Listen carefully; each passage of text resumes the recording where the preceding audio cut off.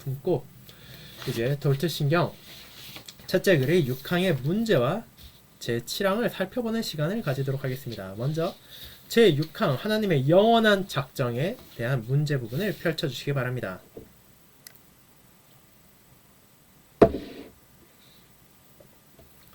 자, 이 문제는 1번부터 4번까지 읽고 더 깊은 숙고를 위하여에 대한 5번과 6번 문제가 있습니다. 이를 펼쳐주시기 바랍니다.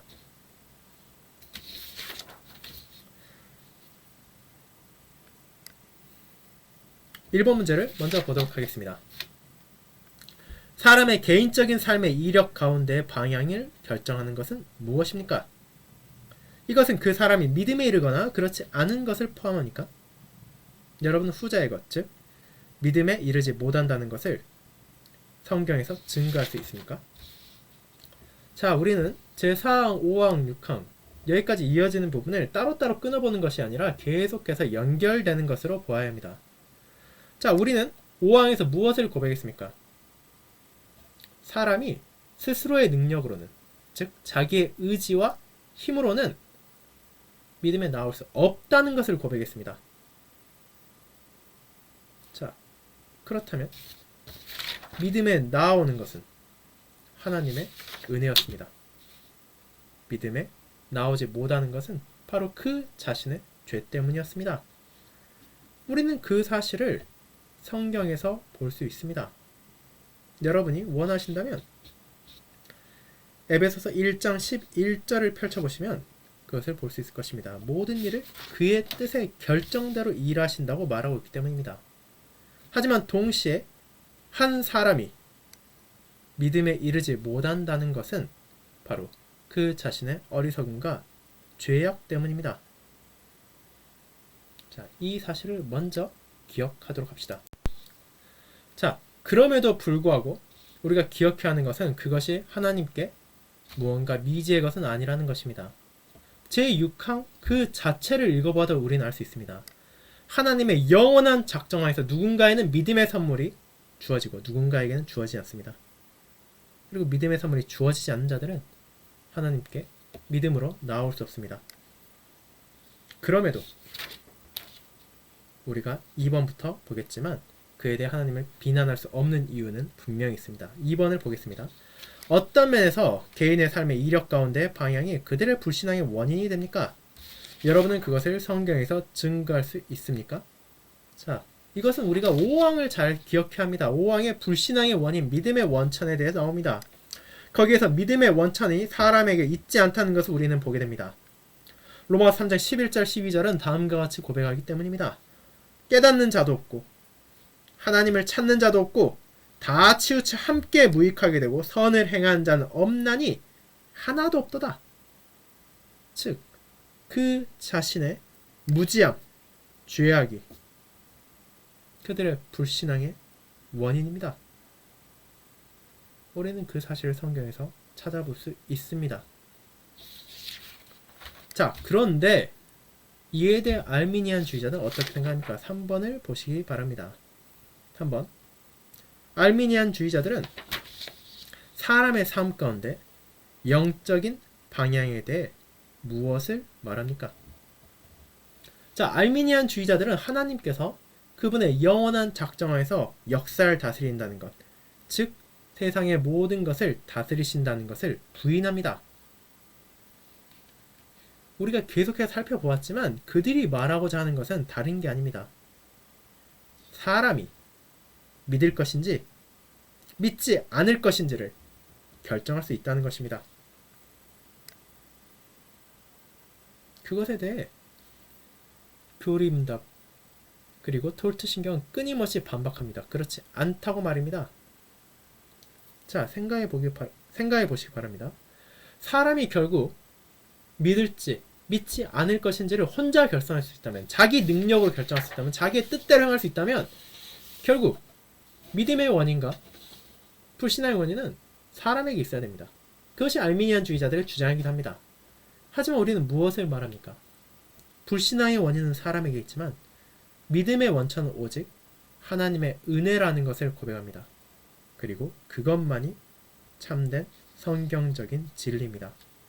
그렇게 우리는 4번 문제를 볼 수 있습니다. 제4항부터 제6항까지를 통해 우리가 바라볼 수 있는 전개는 무엇인지 말입니다. 앞서 말씀드린 것처럼 제4항, 제5항, 제6항은 따로따로 뚝뚝 떼어놓고 보는 것이 아닙니다. 이 4, 5, 6항은 우리가 하나의 관점에서 보아야 됩니다. 그리고 4항, 5항, 6항은 시간적으로는 오히려 역순이라는 것을 우리가 깨닫게 됩니다. 가장 먼저 나와 있는 제4항이 시간적으로는 가장 마지막에 있고 가장 늦게 나온 제6항이 시간적으로는 가장 먼저 있기 때문입니다. 즉 제4항에서는 최후의 심판, 누가 구원을 받고 정죄를 받는지를 말합니다. 그리고 5항은 시간 속, 즉 사람의 삶 속에서 그들이 무엇을 해야 되는가를 말합니다. 즉 그들이 그리스도를 받아들이는가, 즉 그들이 불신앙을 가지는가, 믿음을 가지는가. 그리고 6항은 어떻게 그럴 수 있는가. 왜냐하면 하나님의 영원한 작정 안에서 그렇게 된다는 것을 보여주는 것입니다. 즉 6항이 5항의 기반이 되고 5항이 4항의 기반이 되는 것입니다. 이 순서를 잘못 보게 된다면 우리는 알미니안주의자들 오류를 또다시 반복하게 될 것입니다. 그렇게 우리는 하나님의 영원한 작정 안에서 모든 것이 일어난다는 것, 이 사실을 기억해야 할 것입니다. 자, 그럼 5번 문제를 보도록 하겠습니다. 만약 하나님께서 그분의 작정에 따라 사람의 삶의 방향과 사건들을 결정하신다면 하나님께서 사람이 죄를 짓도록 결정하신 것입니까? 이것은 사람의 도덕적인 자유를 부인하고 하나님을 죄의 원인으로 지목하는 것이 아닙니까? 자, 우리는 이 공격을 계속해서 보게 됩니다. 알미니안주의자들은 이미 5항에서도 이렇게 공개한다는 것을 우리는 살펴보았습니다. 하지만 다시 한번 생각해 보시기 바랍니다. 하나님께서 아담을 죄를 짓게 하셨습니까? 아담은 그 자신의 의지로, 그 자신의 불순종으로 죄를 지었습니다. 하나님께서 그를 강압하지 않았습니다. 그는 하나님께 순종할 의무가 있었고 능력이 있었습니다. 그럼에도 이를 거부한 것입니다. 그렇기에 이것은 하나님을 죄의 원인으로 지목하는 것이 아닙니다. 우리가 5항에서 누누이 말했지만 죄의 원인, 불신앙의 원인은 사람 그 자체에게 있기 때문입니다. 이 사실을 기억하고 또 6번을 보도록 하겠습니다. 하나님의 영원한 작정과 만물에 대한 그분의 주권적인 통치에 대한 교리가 어떤 면에서 금욕주의나 이신론자들이 말하는 운명론이나 결정론과 다릅니까? 자, 금욕주의, 운명론, 결정론에 대해서는 여러분이 한번 찾아보시기 바랍니다. 하지만 간단하게 말하자면 운명주의나 결정론 같은 경우에는 모든 것을 이미 초월적인 존재가 결정해 놓았기에 우리가 무엇을 하든 상관없다, 우리에게 도덕적인 책임이 없다는 방향으로 흘러가기 쉽습니다. 하지만 신자가 하나님의 영원한 작정 안에서 그분의 주권을 바라볼 때 고백하는 것은 그분의 주권이 무한하다는 것을 살피는 것이지만 동시에 그분께서 우리에게 주신 소명이 있다는 것입니다. 우리에게 무엇을 해야 할지 그분은 알려주셨고 그분의 뜻에 따라 살아갈 것을 요구하십니다. 그렇게 우리는 하나님께서 다 정하신 나는 내 마음대로 살겠다라고 결코 말할 수 없습니다. 왜냐하면 그것이 하나님께서 원하시는 것도 아닐 뿐더러 하나님께서 그렇게 해서는 안 된다는 것을 분명하게 말하셨기 때문입니다. 그 사실을 기억하고 이 6항을 마치도록 합시다. 자, 오늘 문제를 풀면서 계속해서 나왔지만 이 돌체신경 같은 경우에는 앞선 유인문들을 가급적 다 챙겨주시기 바랍니다. 정리가 다 끝나면 아마 한 번에 출력을 해서 책으로 만들겠지만 그럼에도 불구하고 한항 한항 따로따로 떼어보는 게 아니라 이것은 전체 내용을 쭉 이해한 상태에서 보아야 온전하게 받아들일 수 있다는 것을 여러분이 기억해야 될 필요가 있습니다. 자, 그러면 이제 7항을 이제 살펴보도록 하겠습니다. 이번 7항 같은 경우에는 7항, 첫째 규례 7항만을 보는 게 아니라 첫째 규례에 나오는 오류에 대한 반박 1번까지도 함께 살펴볼 것입니다. 자, 그럼 돌체신경 첫째 규례 제 7항 한정된 작정과 오류에 대한 반박 1번을 살펴보겠습니다. 먼저 7항을 읽도록 하겠습니다. 선택은 하나님의 불변하는 작정입니다. 하나님께서는 그분이 세상의 기초를 놓으시기 전에 자신의 과오로 인해 원래 완전한 상태에서 죄와 파멸로 타락한 전 인류로부터 그분의 뜻에 의한 주권적인 선하신 기쁨에 따라 오직 은혜로 제한된 수의 특정한 사람들을 선택하셨는데 그들은 다른 사람들보다 더 선하거나 가치 있는 사람이 아니라 다른 사람들과 함께 동일한 비참 가운데 있는 사람들입니다. 하나님께서는 또한 영원으로부터 그리스도를 모든 택자들의 중보자와 머리와 구원의 기초로 임명하셔서 구원받을 모든 사람들을 그리스도에게 주실 것과 그분의 말씀과 성령으로 그분과의 교통에 그들을 부르시고 이끄실 것을 정하셨습니다. 하나님께서는 그분에 대한 참된 믿음을 그들에게 주시고 그들을 의롭게 하시며 성결하게 하시고 그분의 아들과의 교제 가운데 강건하게 지키시며 마침내 그들을 영화롭게 하실 것을 작정하셨는데 이는 하나님의 긍휼을 나타내며 그분의 영광스러운 은혜의 부유함을 찬양하게 하기 위함입니다. 이는 다음에 기록된 말씀과 같습니다. 곧 하나님께서 창세전에 그리스도 안에서 우리를 택하사 우리로 사랑 안에서 그 앞에 거룩하고 흠이 없게 하시려고 그 기쁘신 뜻대로 우리를 예정하사 예수 그리스도로 말미암아 자기의 아들들이 되게 하셨으니 이는 그의 사랑하시는 자 안에서 우리에게 거저 주시는 바 그의 은혜의 영광을 찬미하게 하려는 것이라. 에베소서 1장 4에서 6절입니다. 또 미리 정하신 그들을 또한 부르시고 부르신 그들을 또한 의롭다 하시고 의롭다 하신 그들을 또한 영화롭게 하셨느니라. 로마서 8장 30절입니다. 이것이 제7항입니다.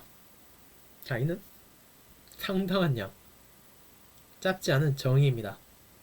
자, 편의상 우리는 이 한정된 작정에 대해 축약된 정의를 다시 살펴볼 수 있습니다. 이는 다음과 같습니다.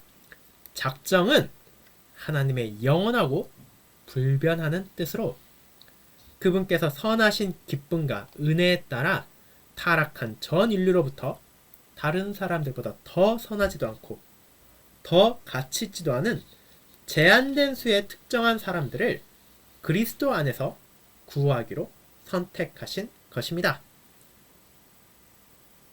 자, 이 축약된 정의 가운데 포함되지 않은 요소들이 중요하지 않다는 것은 아닙니다. 실제로 그것들도 모두 중요하며 가까이 대해 고려할 가치가 있습니다. 자, 그렇다면 이제 이 요소들을 하나하나 살펴보도록 합시다. 먼저 이 하나님의 영원한 작정은 불변하는 작정입니다. 즉 변하지 않는다는 뜻입니다. 우리의 하나님께서 영원히 동일하시고 변하지 않으시는 것과 같이 그분의 작정 또한 변하지 않습니다. 그분께서 영원 가운데 정하신 것들은 시간 안에서 변하지 않습니다. 이 부분에 대해 우리는 제11항에서 더 자세히 다룰 것입니다. 여기 나온 것처럼 제11항 불변하신 선택이 이 부분을 좀 더 자세히 다루고 있습니다. 세상의 기초를 놓으시기 전에 선택하셨는데, 즉 하나님의 작정은 사람의 창조보다도 앞서서 세워진 것이며 자연스럽게 사람의 행위에 기반한 것이 아닙니다. 오히려 이 선택의 작정이 우리의 역사의 운행을 결정합니다.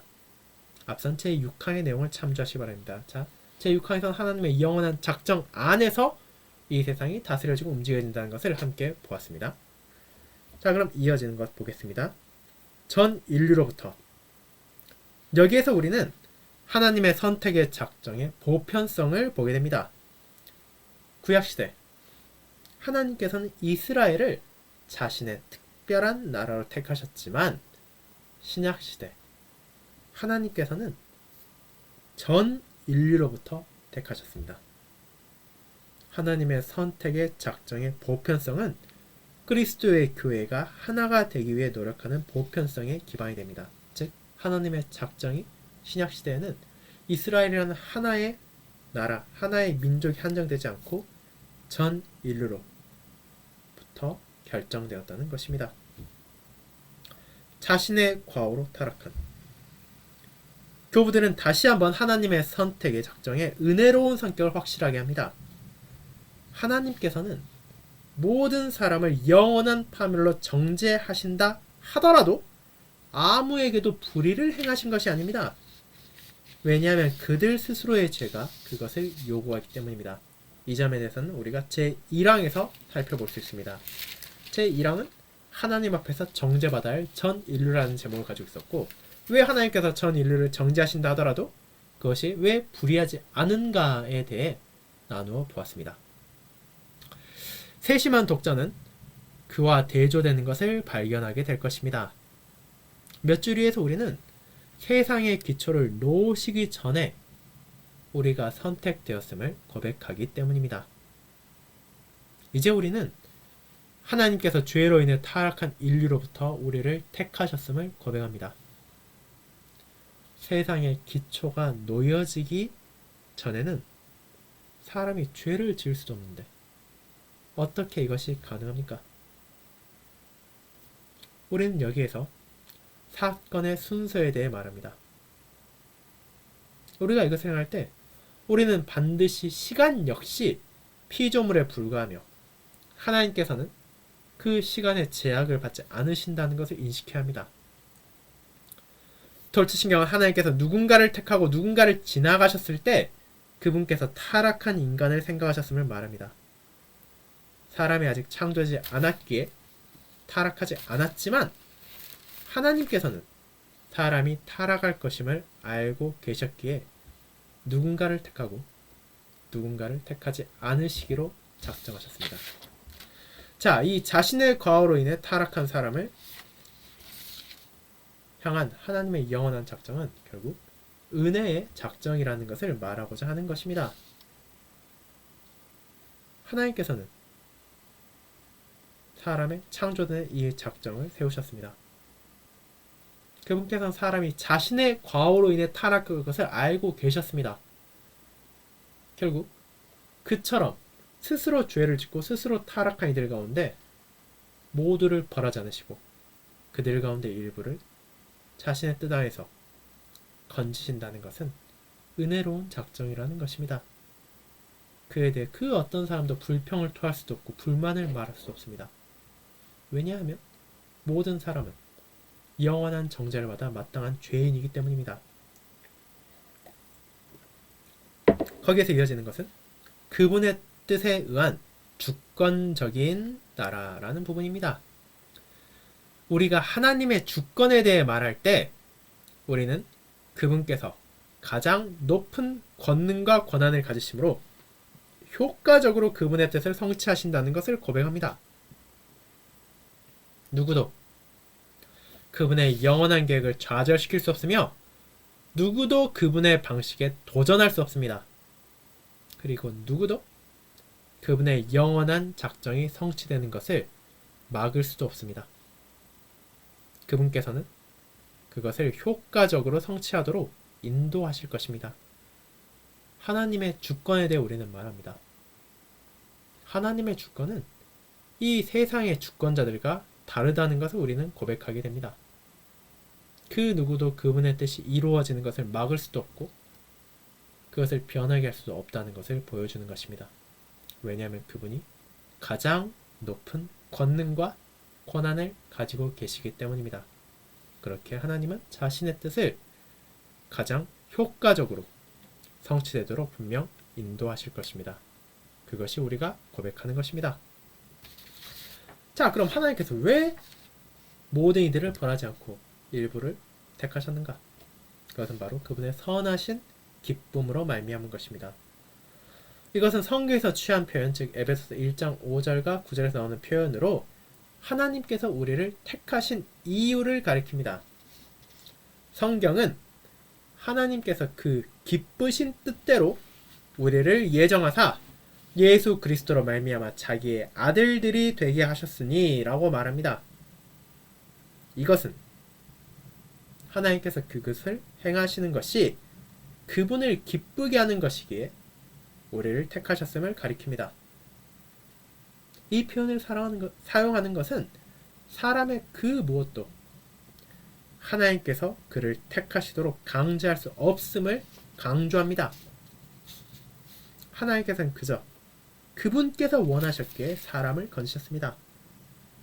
이에 대해서는 제10항에서 더 자세히 다룰 것입니다. 제10항 제목은 하나님의 선하신 기쁨의 기초를 둔 선택입니다. 즉, 하나님께서 누군가를 택하고 누군가를 택하지 않으신다는 것은 사람의 무언가에 기반을 둔 것이 아니라 오직 그분의 선하신 기쁨에만 기초를 두고 있다는 것입니다. 자, 그럼 이제 그 다음번을 보겠습니다. 오직 은혜로. 은혜란 받을 자격이 없는 호의입니다. 여기에서 돌츠신경의 교부들은 우리가 그와 같은 택함을 받을 자격이 없다는 것을 고백합니다. 우리 안에 있는 그 무엇도 그와 같은 선의를 받을 가치가 없습니다. 우리가 앞서 고백한 대로 우리를 위한 선택은 오직 하나님의 선하신 기쁨에만 기반하고 있습니다. 여기서 우리는 이것의 은혜로운 성격을 다시 한번 말합니다. 은혜란 결국 받을 자격이 없는 호의입니다. 무언가를 거래했다면 우리는 그것을 은혜라고 말하지 않습니다. 내가 받을 자격이 없는데도 무언가를 받았기에 우리는 그것을 은혜라 부르는 것입니다. 그리고 우리는 이 영원한 작정이 하나님의 은혜라는 것을 말합니다. 나의 선행, 나의 가치로 인해 그에 따라 합당한 것을 받은 것이 아니라 내가 받을 자격이 여전히 없음에도 불구하고 하나님께서 그분의 선하신 뜻으로 베풀어 주셨기에 우리는 이것이 은혜라는 것을 잊어서는 안 됩니다. 이제 그 다음번 그리스도 안에서 택하심을 보겠습니다. 비록 하나님께서 죄를 인내할 수 없는 거룩한 하나님이시지만 그럼에도 그분께서는 죄로 인해 타락할 것을 알고 계시는 사람으로부터 선택하셨습니다. 이것은 그들이 행할 것에도 불구하고 그리스도께서 행하실 빛 안에서 가능하게 되었습니다. 그리스도께서는 하나님께서 택한 자들의 자리에서 그들을 위해 하나님의 율법의 완전한 순종을 제공하셨습니다. 그분께서는 또한 그들의 죄에 대한 값을 치르셨습니다. 그리스도의 충족과 의로움, 거룩함에 기반하여 하나님께서는 죄로 타락할 것을 알고 계심에도 그들 가운데 선택하셨습니다. 이 항은 이에 대해 다음과 같이 말하기까지 합니다. 하나님께서는 또한 영원으로부터 그리스도를 모든 택자들의 중보자와 머리와 구원의 기초로 임명하셔서 구원받을 사람들을 그리스도에게 주실 것을 정하셨다고 말입니다. 자, 그와 같은 택함은 나의 선행에 기반한 것이 아니라 바로 그리스도 안에서 기반한 것입니다. 그분께서 택한 자들의 자리에서 그들을 위해 벌을 받으셨습니다. 그들을 위해 완전한 순종을 전가하셨습니다. 그렇게 하나님께서는 분명 거룩하고 공의로운 분이시지만 이 그리스도의 사역 안에서 저와 여러분을 포함한 부족한 이들을, 죄인에 불과한 이들을 구원하기로 택하실 수 있었다는 것입니다. 자, 거기에서 이어지는 이 구원받도록 택하심을 보겠습니다. 하나님께서는 알미니안 주의자들이 말하는 것처럼 사람에게 믿음을 주기 위해 택하시고 그들이 믿음을 보존하는 것에 있어서는 버려두시는 것이 아닙니다. 우리는 이에 대해 오류에 대한 반박 첫째 교리의 오류에 대한 반박 두 번째에서 보게 됩니다. 하나님께서는 그들에게 믿음만이 아니라 믿음의 견인까지도 주십니다. 그분께서는 그들을 구원의 길 위에 두시고 그들이 그 길 안에 머무름으로 분명히 구원받도록 택하셨습니다. 그러므로 그들은 믿도록 택함받을 뿐 아니라 또한 구원받도록 선택되었습니다. 이 주제에 대해서는 이어질 제8항 선택에 대한 하나의 작정을 우리가 볼 것입니다. 자, 구원받도록 택하셨다는 것입니다. 알미니안 주의자는 하나님께서 어떤 이들에게 믿음을 주도록 택하셨지만 그 믿음을 끝까지 가져가는 것은 그 사람에게 달려있다고 말합니다. 하지만 우리는 그것이 성경적이 아니라는 것을 말합니다. 하나님께서 누군가를 택하셨다는 것은 그들을 믿음 안에서 보존하는 것까지 포함된다는 것입니다. 이 주제는 우리가 다섯째 교리 성도의 견인 부분에서 더 집중적으로 다루게 될 것입니다. 그럼에도 불구하고 이 사실을 먼저 기억하시기 바랍니다. 이어지는 것입니다. 제한된 수의 특정한 사람들을 하나님께서는 얼마나 많은 수의 사람들을 구원할 것인지 정하셨을 뿐 아니라 특정한 사람들을 구하실 것을 결정하셨습니다. 알미니안주의자들은 이를 거부하며 하나님의 선택은 근본적으로 구원에 대한 새로운 조건일 뿐이며 제한된 수의 특정한 사람이 아님을 주장했습니다. 이 주제에 대해 더 자세히 다루는 제10항과 5에 대한 반박 1과 3을 보시기 바랍니다. 이것은 제10항 하나님의 선하신 기쁨의 기초를 둔 선택과 5에 대한 반박 1, 3을 볼 때 다시 한번 살펴볼 것입니다. 그럼에도 분명한 것은 하나님께서는 즉 제한된 수 몇 명을 구원할 것인지를 택하셨을 뿐 아니라 그 숫자 안에 아무나 들어왔다 나갔다 할 수 있는 게 아니라 특정한 사람 누가 그 일원이 될 것인지를 다 정하셨다는 것입니다. 자, 그럼 이어지는 거 봅시다. 그분의 영광스러운 은혜의 부유함을 찬양하게 하기 위함입니다. 여기에 선택의 작정에 목적이 놓여 있습니다. 하나님께서는 그들의 구원을 통해 그들이 하나님의 영광스러운 은혜를 찬양할 수 있도록 그들을 선택하셨습니다. 이것은 교부들이 거기에는 사람의 영광도 일정 부분 있다고 말하는 알미니안 이단의 주장에 대해 하나님의 영광을 지키기 위해 반박하는 것입니다. 즉, 이 선택의 작정 안에서 우리는 오직 하나님만을 찬양하며 그분께만 영광을 돌려야 한다는 것입니다. 이와 같은 심오한 선택의 정의에 대하여 알미니안주의자들은 매우 제한적인 방법으로 선택을 정의했습니다. 오류에 대한 반박 첫째 교리의 오류에 대한 반박 1번에서 우리는 이를 읽습니다. 자, 이것은 오류입니다. 믿으려 하고 믿음과 순종 가운데 견인하려는 사람을 구원하시는 하나님의 뜻은 구원을 향한 선택의 완전하고 흠없는 작정이다. 이 작정에 관하여 어떤 것도 하나님의 말씀에서 계시되지 않았다. 반박. 자, 이것은 교부들의 입장입니다. 이 오류는 속임수이며 성경의 가르침과 명백하게 반대됩니다. 성경은 하나님께서 믿는 자를 구원하실 뿐 아니라 영혼으로부터 특정한 사람들을 선택하셨다고 선언하고 있습니다. 적정한 때 하나님께서는 이런 택자들에게 다른 사람들과 달리 특별히 그리스도 안에서의 믿음과 견인을 허락하십니다. 세상 중에서 내게 주신 사람들에게 내가 아버지의 이름을 나타내었나이다. 요한복음 17장 6절입니다. 영생을 주시기로 작정된 자는 다 믿더라. 사도행전 13장 48절입니다. 창세전에 그리스도 안에서 우리를 택하사 우리로 사랑 안에서 그 앞에 거룩하고 흠이 없게 하시려고. 에베소서 1장 4절입니다. 알미니안주의자들은 선택이 하나님께서 구원하기 위해 백성을 선택하시는 것과는 전혀 관계가 없다고 선언했습니다. 오히려 선택은 하나님께서 구원을 위한 새로운 조건을 선택하는 것이라 말했습니다. 그들이 말하는 새로운 조건이란 믿으려 하고 믿음과 순종 가운데 견인하려는 모든 사람들을 구원하는 것입니다. 그것이야말로 어떤 것도 계시되지 않은 선택의 작정의 모든 것입니다. 게다가 그들은 선택이 택한 자들에게 믿음의 선물을 주는 것과 어떤 관계도 없다고 주장했습니다.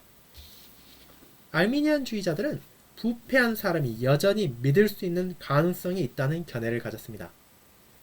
그러므로 하나님의 선택의 작정은 누군가가 믿음의 선물을 받을 수 있는 것에는 영향을 주지 않습니다.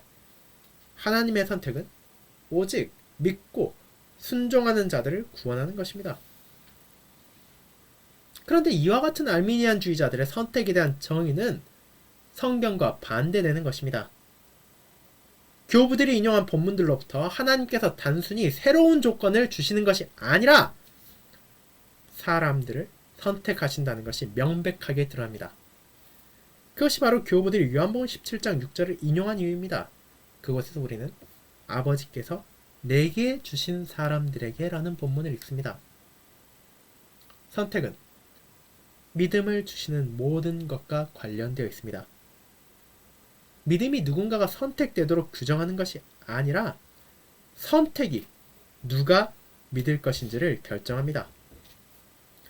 그것이 바로 교부들이 사도행전 13장 48절을 인용한 이유입니다. 영생을 주시기로 작정된 자는 다 믿더라. 바울은 믿는 자가 작정된다고, 즉 택함을 받는다고 말하지 않습니다. 오히려 반대입니다. 그는 작정된 자들이 믿는다고 말합니다. 먼저 하나님께서 그들을 작정하시고, 즉 선택하시고, 그 후에 그들이 믿음으로 나온다는 것입니다.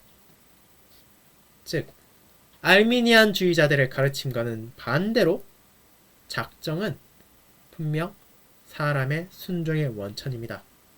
이를 증거하기 위해 교부들은 우리가 흠이 없고 거룩하기 때문이 아니라 하나님께서 우리로 거룩하고 흠이 없게 하시려고 택하셨다는 바울의 말을 인용하는 것입니다. 자, 우리가 이 첫째 교리 제7항에 대해 살펴보고 올에 대한 반박을 살펴보았습니다. 자, 우리가 여기서 분명히 기억해야 되는 것, 즉 우리가 순종했기에 하나님께서 우리를 택한 것이 아니라 하나님께서 택하셨기에 그 택함 받은 자들이 믿음을 가지고 순종할 수 있게 되었다는 것입니다. 이 사실은 우리가 이 돌트신경 첫째 교리 이어지는 부분들을 계속해서 살펴볼 때 더 풍성하게 고백하게 될 것입니다. 그렇다면 이 은혜의 교리, 하나님의 은혜로운 손길을 기억하며 주기도문을 드리고 또 오늘 모임을 마치도록 하겠습니다. 다 함께 주님께서 가르쳐 주신 기도를 드리겠습니다. 하늘에 계신 우리 아버지여, 이름이 거룩히 여김을 받으시오며 나라가 임하옵시며 뜻이 하늘에서 이룬 것 같이 땅에서도 이루어지이다. 오늘날 우리에게 일용할 양식을 주옵시고 우리가 우리에게 죄 지은 자를 사하여 준 것 같이 우리 죄를 사하여 주옵시고 우리를 시험에 들게 하지 마옵시고 다만 악에서 구하옵소서. 대개 나라와 권세와 영광이 아버지께 영원히 있사옵나이다. 아멘. 자, 오늘 첫째 교리 제7항을 함께 살펴봐 주셔서 감사합니다. 오늘 문제가 좀 많은 것 같지만 1번에 있는 A부터 K까지 그리고 2번, 3번 문제는 다 유인물을 잘 살펴보면 확인할 수 있는 부분이니 하나하나 살펴보시고 풀어주시고 더 깊은 숙고를 위하여도 한번 생각해 보시기 바랍니다. 그럼 다음 주일에 제7항 문제를 함께 푼 후 제8항을 함께 살펴보는 시간을 가지도록 하겠습니다. 그럼 이번 한 주의 남은 시간도 주님의 손길 안에서 위로와 소망을 가지며 또 이 주님의 선하신 손길을 바라며 교회에서 다시 뵙기를 기다리도록 하겠습니다. 함께 해주셔서 감사합니다.